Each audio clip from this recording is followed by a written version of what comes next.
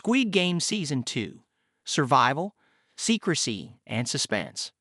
Last year came to a close with a bang, quite literally, as the highly anticipated hit thriller Squid Game came to Netflix with a brand new season on December 26, 2024.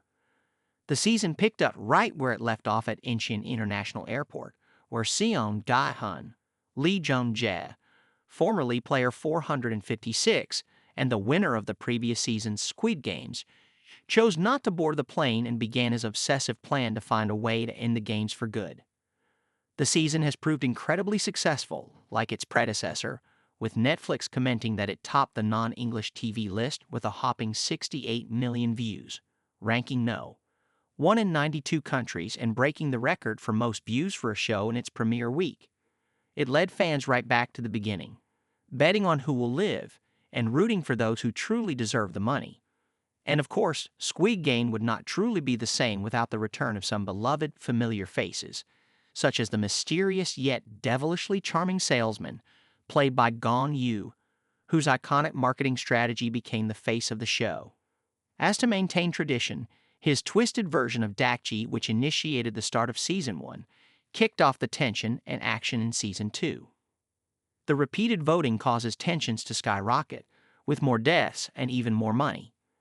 As we part with old players, this season introduced us to some new personalities such as Thanos, played by famous K-pop idol Choi Sung-han from TGOP, whose boisterous persona added a twisted yet very welcome touch of humor to the games. Moreover, player 120, Jo Kyung-ju, created a pivotal, almost historic moment for media, especially in Korea, as she depicts an openly trans woman whose goal is to win to fund her surgeries. She is played, controversially, by a cisgendered male Korean actor, Park Sung-hoon. Many members of the LGBTQIA+ community were initially suspicious with this choice in casting. Nonetheless, the director and writer of the show, Won Dong-hak, responded by saying, "When we researched in Korea, there are close to no actors that are openly trans, let alone openly gay, because, unfortunately, in the Korean society currently, the LGBTQ community is rather still marginalized and more neglected, which is heartbreaking."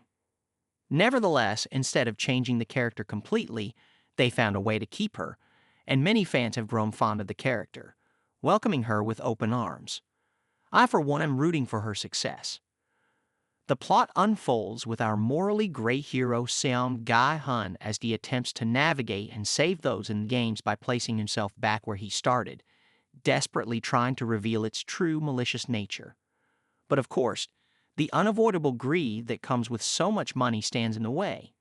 Nonetheless, Seong Gi-Hun rallies all the supporters he can, including his old friend Jung-jae, Lee Seo-won, and newcomer Yeonil, Lee Bin-hun.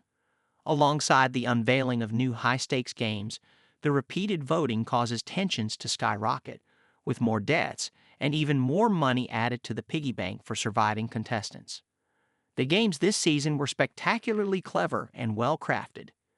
To expect twists and turns in a show like Squid Game is a given, and the discovery that Gi-Hun's newfound relationship with player 001 was built on nothing but lies, as he is in fact the frontman himself, was perfectly cruel. The frontman's choice to join the games as one of the players creates a macabre sense of comedy. His pretending to feel fear and false rejoicing when others survive is utterly ironic, as if he is not the one sanctioning their executions. The undeniable tension between Yeonil and Gi-Hun must be mentioned, with the sense that Yeonil is watching a separate game, his own game of cat and mouse with the man who threatens to dismantle his system. Overall, the plot is action-heavy, balancing the story arc of Gi-Hun as well as Jun-ho, the police officer. Alongside Gi-Hun, Jun-ho is attempting to track down his brother and the island where the games are held, in an attempt to stop them once and for all. The acting, as phenomenal as ever, makes the friendships believable and the deaths just as heartbreaking. And of course, Squid Game cannot be discussed without mentioning the part of the show that everyone is keen to see: the games themselves. From the return of classic figures such as Jung-jae and the traditional yet deadly rendition of Red Light, Green Light, to the latest chilling additions, all are just as lethal as before. With new, nostalgic childhood Korean games such as the six-legged race involving gongi, jagi, flying stone, and spinning top, we get to see the competitors work together for survival, unlike in Mingle, which is used to truly assess the trust, friendships, and alliances made.